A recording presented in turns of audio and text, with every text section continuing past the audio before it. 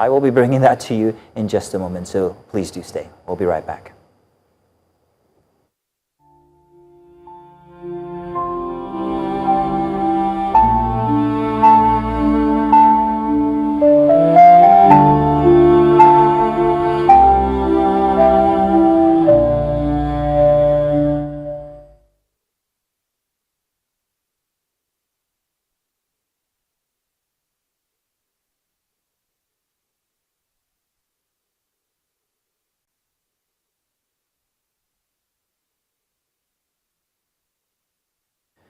Hello and welcome to News Central Television.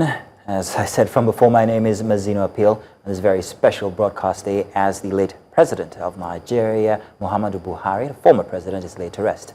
Visuals there from Daura in Katsina State. But currently, let's bring you the news. And coming up today, inside of the news, Nigerians pay last respect to late former President Muhammadu Buhari as he is buried in his country home in Daura.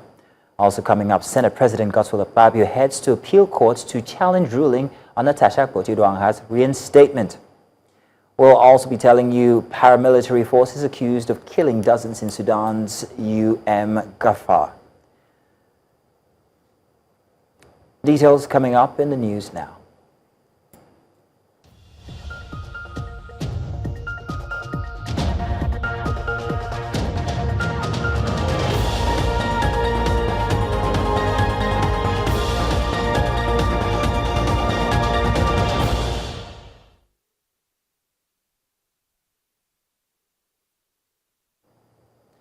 And its final goodbyes.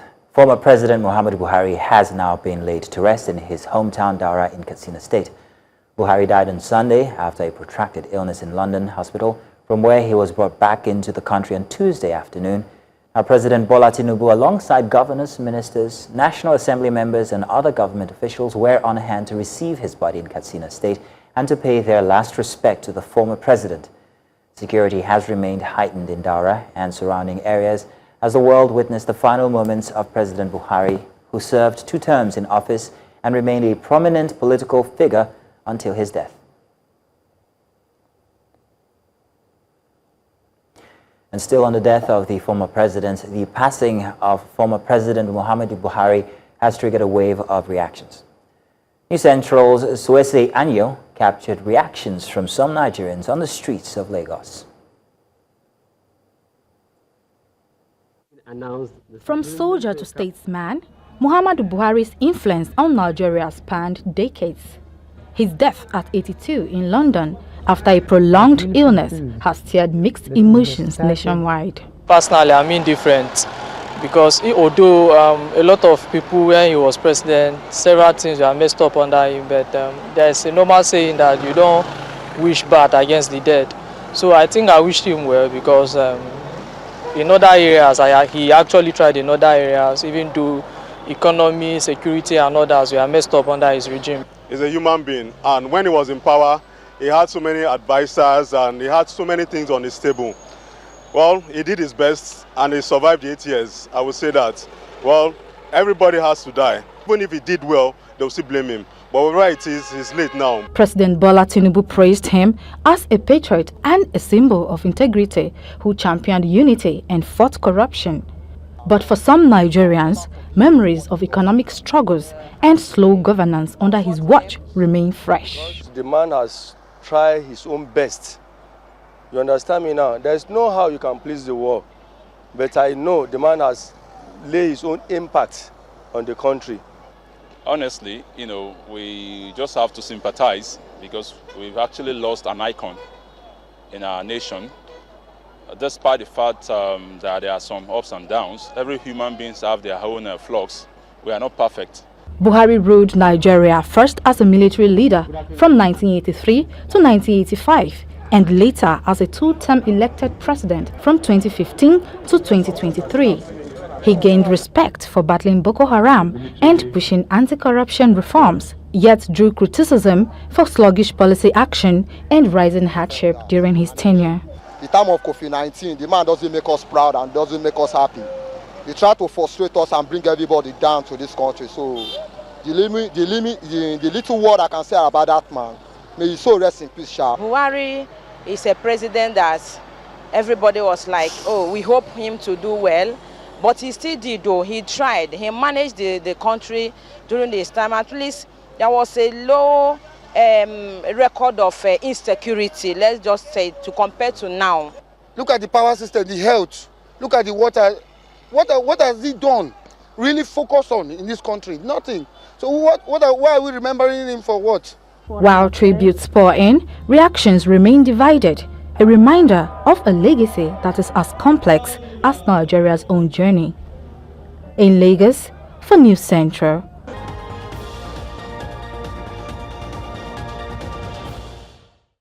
Now, it was a day of tribute and tradition in Ijebu-Ode as dignitaries, monarchs, and the people of Ijebu-land gathered to pay their last respect to the late Awujale Obasikiru Adetana.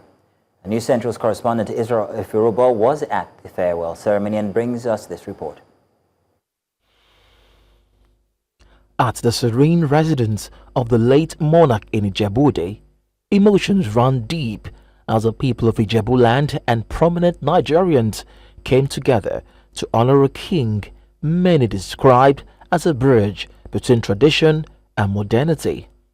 Traditional staffs from various towns were on display, a powerful symbol of his widespread influence across the land.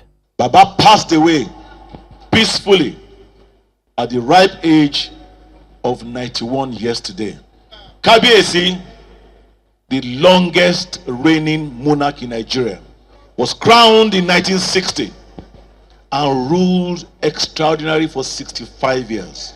The burial, held at the Ogbagba courts in Igbeba, was steeped in tradition, from a cultural parade of horse riders to solemn Islamic rites in line with the monarch's faith. Kabiyesi was my father, and I was really very close to him. I always drive down to come and visit him, and you know, that's the only thing that I think I can do to honor him. We can't find another Obasikiru Adetona. The 65 years, and he and I, we talk every night, every day, in the last 40 years.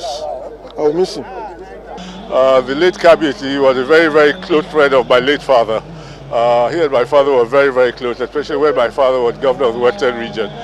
They had a very strong bond. And subsequently, when I got to know him, he was somebody that he took me as his son. This is a person that words fail me to describe how I feel about it. Kabiyesi was a great man. He was very courageous. He was someone who was very forthright. He was a man of impeccable integrity and character. As a mark of respect, markets were shut across Ijebu towns.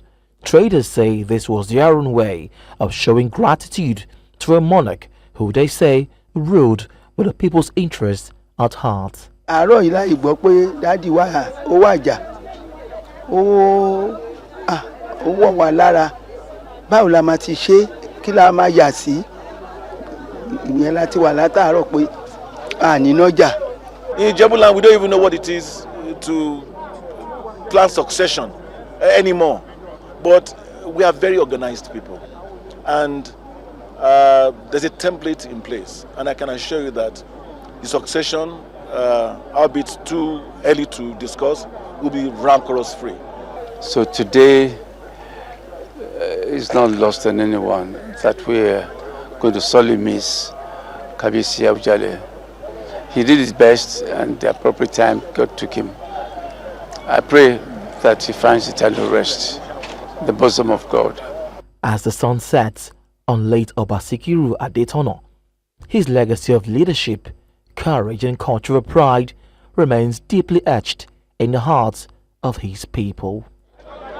In Ogun State, for News Central, Israel Ifirobo. The Lagos office of the Voice of Nigeria is in crisis. Staff members say dilapidated infrastructure is hindering operations and that instead of fixing the problems, management is victimizing those who speak out. News Central's Victor Mbadike has more on this story. A tour of the Lagos premises of Voice of Nigeria, the nation's official international broadcasting station, paints a depressing picture. There are allocations to the agency every month. What do they use this money to do? The condition of operational vehicles, newsroom, studios and office spaces tells a story of neglect. These workers want to work, but if you don't give them the equipment for their work, do you want them to use their hand to do the work? As a farmer, if you are going to the farm, you go with your hoe and your cutlass and the plants that you want to put on the ground. But here, where these people are doing their work, there is nothing to write home about. This is supposed to be like an historic monument, but unfortunately it has become a shadow of itself. And guess what? It is all about leadership. And that is why we say, when you appoint mediocres in position of authority, what you see is multiplicity and bundle of mediocrity. They are off air, they are using obsolete equipment. Frustrated by the silence from the top, staff sent formal letters to the Director General, Jibrin Ndache. No internet, no chairs. But instead of dialogue, they said the response came in the form of transfers, redeployments of union leaders and vocal staff members. All the ESCO, you have scattered them. You send some of them to Calabar, some of them to Gombe, some to Maiduguri, some to Benue. This is wickedness on your part. So what kind of expertise those people in Calabar they don't have, that you now process somebody to go to Calabar to go and do what? I am facing you to tell you this truth, sir. You have not done well. We've met DGs who are stubborn. Union members accused the management of running a retaliatory campaign rather than addressing their legitimate concerns. Efforts to get a response from the DG, Jibrin Ndache, have so far proved unsuccessful. Calls and messages were not returned. We will escalate your issue, and we will use all means to ensure that these people, you don't silence them. Injury to one. But the workers say they are not backing down. Their campaign continues, demanding not just a fix to broken equipment, but a fix to what they call a broken system. In Lagos for News Central, Victor Mbadike. Alarming reports of kidnappings and violent attacks have drawn very strong reactions from several youths in Ilorin, the Kwara state capital. The group, the Kwara Alternatives, has called on the state governor, Abdulrahman Abdulrazak, to urgently address what they describe as a deteriorating insecurity situation. News Central's correspondent Sumaya Abubakar here reports. At a press conference in Ilorin, the Kwara Alternative accused the state government of negligence and demanded action. They say insecurity is spreading and must be immediately confronted. In March 2025, security intelligence revealed that Zamfara bandits and some criminal elements had regrouped in Bani, Kayama LGA after being flushed out by military offensive. That information was credible, confirmed and urgent. But the Kwara State Police Command buried the report. The state government closed its ears, and now we are digging graves instead of preparing rescue missions. The group presented a list of demands, warning that the situation may worsen if ignored. Governor Abdulrahman Abdulrazak must return fully to Kwara within 24 hours and physically lead the fight against insecurity, not from Abuja, but here in Kwara. 2. If insecurity persists and leadership remain absent, we will mobilize the masses and shut down Ilorin in a historic peaceful protest. But the Kwara State Police Command says it is not folding its arms on the matter. The State Commissioner of Police, Adekimi Ojo, insists the command is on top of the situation. Let me reaffirm that the command remains uncompromising in its pursuit of justice and will continue to deploy all lawful means to identify, arrest, and dismantle criminal syndicate operating in any part of Kwara State.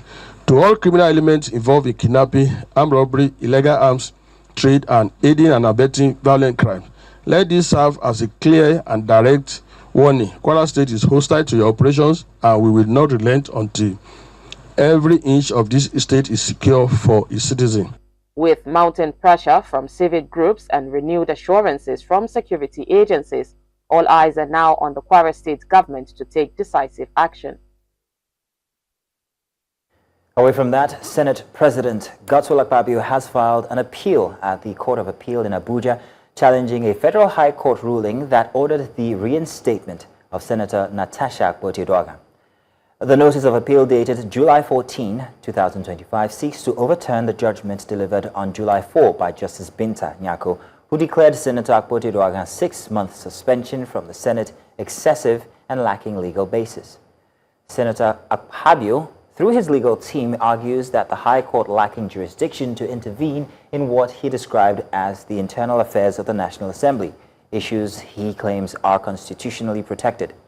Citing Section 251 of the 1999 Constitution, the Senate President insists that matters such as suspensions, comments made during plenary, and parliamentary resolutions fall under the Legislative Houses Act and are immune from judicial review. Now, staying on legislative matters, the Deputy Speaker of the House of Representatives, Benjamin Kalu, has commended the enactment and implementation of the Petroleum Industry Act 2021, rather 2021. Kalu, while speaking through the chairman of the House Committee on Petroleum Resources Downstream at the General Counsel and Legal Advisors Forum for Midstream and Downstream Petroleum Companies, described it as a compelling example of how well-crafted legislation can drive economic transformation in resource-dependent economies like Nigeria.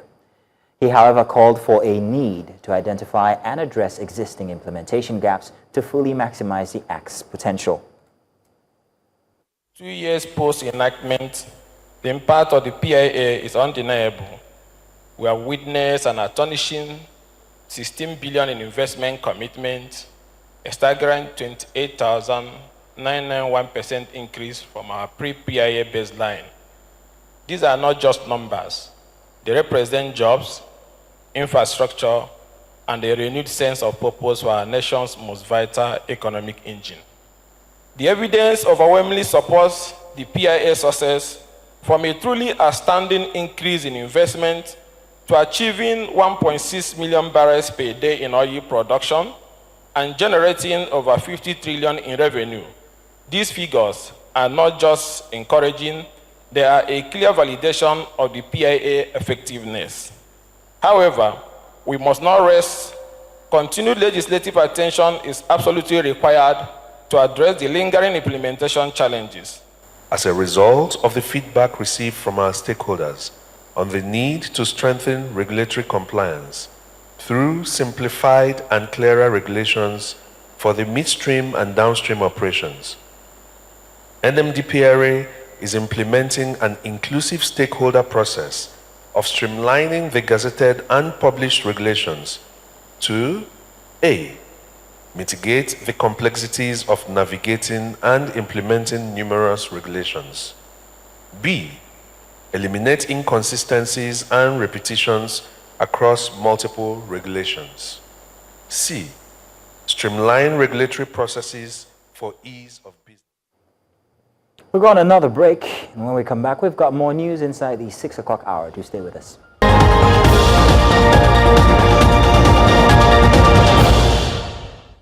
Welcome back. Now, the African Development Congress has decried the policies and programs of President Bola Tinubu's administration, saying that they have rather brought untold hardship to Nigerians. The party made known its position in Jos, the Plateau state capital, just as it rejected the Hannatu Gagara-led leadership of the party in the state. News Central's Chizoba Nyonwe here has more. The publicity secretary of the ADC in Plateau State believes the party had been very active, though unknown to many, due to perceived silence in the state. The party frowns at the All Progressives Congress-led President Bola Tinubu's administration. Since the inception of the current political dispensation in 1999, things seem to be getting worse day by day. Nigerians are now pushed to the wall due to the unpopular policies of this current government.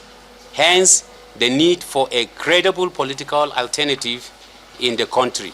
However, the party says Hannatu Gagara is no longer its state chairman.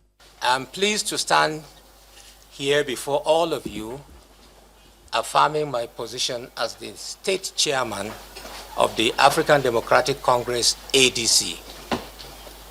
On the 13th of May 2022, we had our congresses here in Plateau State to bring out all the ESCOs, and in so doing, we succeeded in bringing out a complete ESCO, which we have for Plateau State. In a swift response, Hannatu Gagara insists she remains the chairman of the ADC in Plateau State.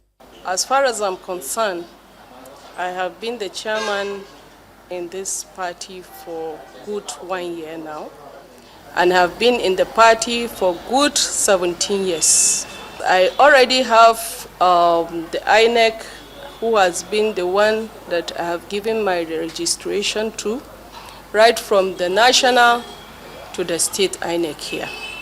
I have gone for verification about 5 times with INEC in Abuja. So for that reason, anybody who is coming from anywhere, I don't know that.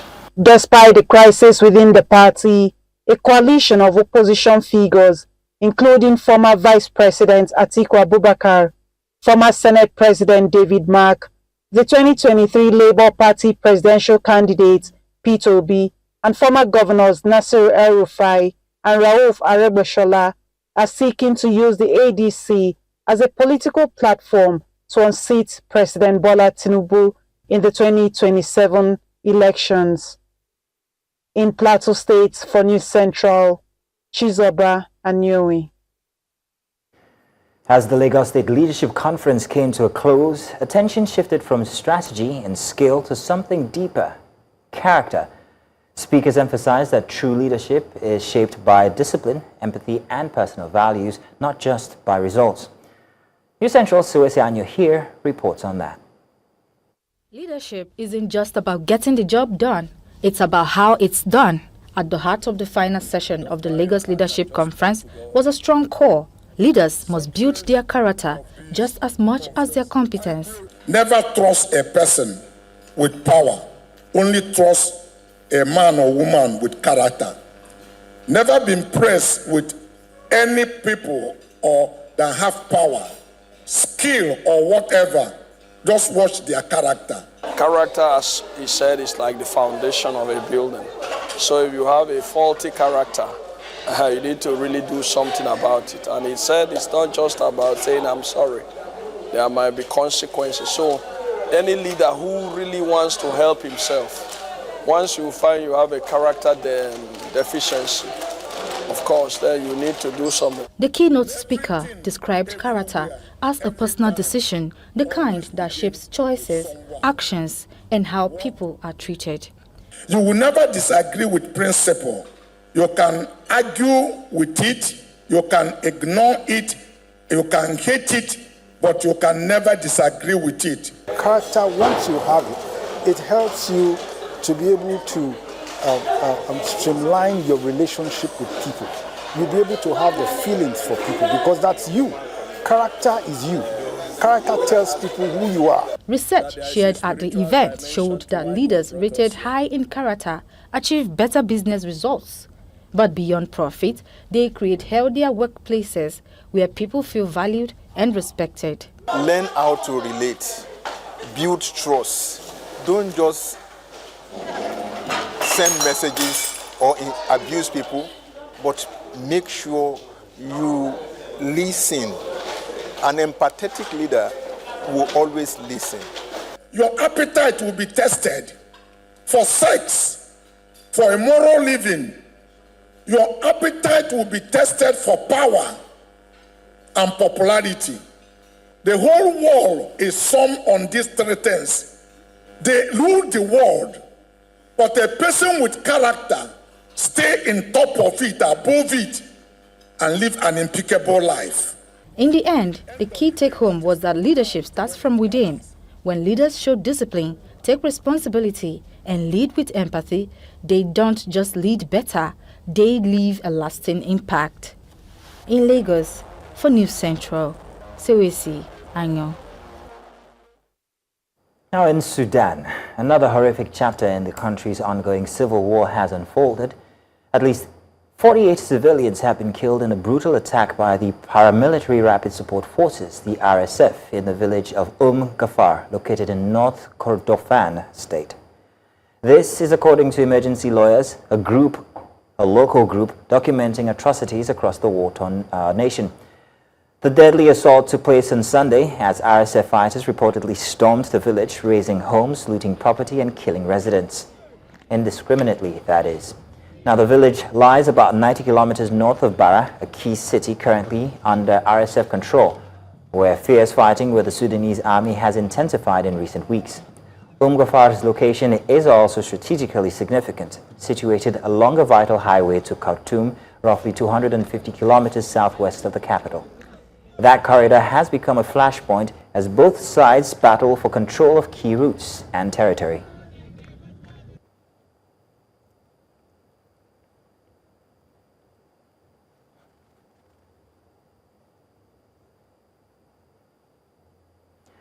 Severe flooding has struck parts of New Jersey following heavy rainfall that swept through the New York City area on Monday. In Linden, numerous cars were left stranded in deep flood waters as streets turned into temporary rivers, disrupting transportation and daily activities. The intense downpour overwhelmed drainage systems, leading to road closures and delays across several communities. In response to the worsening conditions, New Jersey Governor Phil Murphy declared a state of emergency, enabling a faster mobilization of resources and emergency services. Authorities have urged residents to avoid non-essential travel and remain alert as more rain is forecasted. Emergency crews are actively working to assist those affected and restore access to flooded areas as the state monitors the evolving weather situation.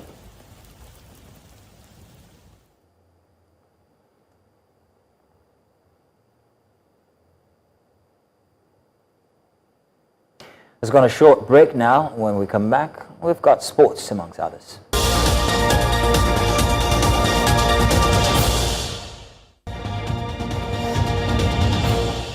Welcome, and it's time for sports now. The road to continental glory intensifies as the 2024 CAF Women's Africa Cup of Nations enters the quarterfinal stage. 8 nations have advanced, setting up a string of high-stakes encounters. Host nation Morocco will face Mali on the 18th of July, while Algeria clashes with Ghana on the 19th of July.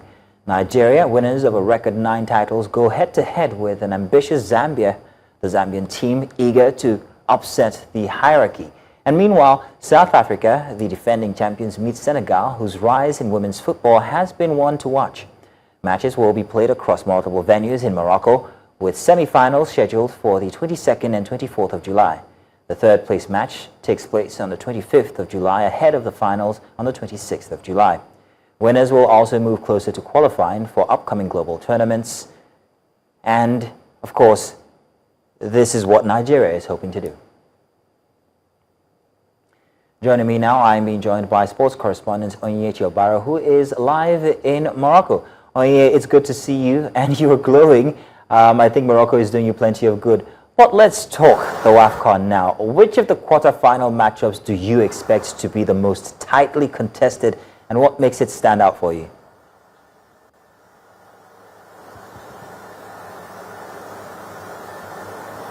Thank you so much, Maxino. Yes, Morocco indeed is doing me well. I've been able to get acclimatized with the weather and every single thing here. I can't even speak a bit of the language. Talking about the quarterfinal matchup that I think would be intense would be that of Nigeria and Zambia. You know, both sides. It's like a rematch for that third place match in 2022 Women's African Cup of Nations. But there Zambia pipped the Super Falcons of Nigeria and then clinched the bronze medal, having Nigeria, who are 9-time African champions, just finished 4th in that competition. This time around, the Super Falcons are saying that they will not let afflictions arise a second time. They are hoping that they can, outmatch Zambia in that encounter, with the fact that Zambia has a new coach. The Super Falcons also has a new coach, because Randy Waldrum was the coach who tutored them to that 2022 4th place finish. But this time they've got Justin Madugu. Now, both sides have a lot, that precedes them. For Nigeria, in this competition, the 3 matches in the group stage, they did not concede any goal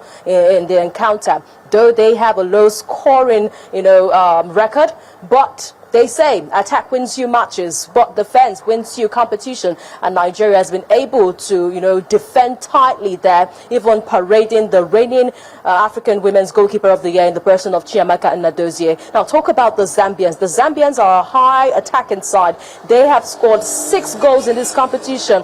Why scoring 6 goals? They are also conceding. They conceded 4 in this competition in the 3 matches played in the group stage. So Zambia were in the same group with the host nation, Morocco. So if Zambia were able to surmount that group of death, as is popularly known, a group that has got top sides in the matchup, you know that Zambia are ready to come all out against Nigeria. And in this competition, every single team wants to face Nigeria. Every single team wants to create a shocker against Nigeria. It seems Nigeria has become a prey that every single team wants to prey on. And the Zambians are coming all out against the Nightham African champion. What would be a story? A story would be when you peep the strong one, especially just like David peeped Goliath, the Zambians would like to peep the Super Falcons of Nigeria. So Zambia and Nigeria will be a very intense matchup in that quarterfinal, Maxino.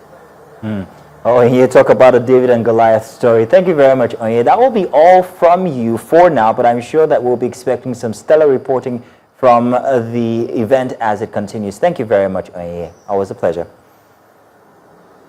And that's all at this hour, but before we go, let's take another look at some of the major stories. Former Nigerian President Muhammadu Buhari set, or rather buried already today, as the nation observed the public holiday in his honor. Senate President Godswill Akpabio heads to appeal court to challenge ruling on Natasha Akpoti-Uduaghan's recall. And we also told you that paramilitary forces have been accused of killing dozens in Sudan's Ghafar. Remember, you may send your eyewitness reports to the WhatsApp number on your screen now. And do follow us on social media. We are at News Central TV. You can watch News Central live on DSTV channel 422, GoTV channel 23, Star Times 274, Able TV, and of course on YouTube. Many thanks for watching. My name is Mazino Appeal.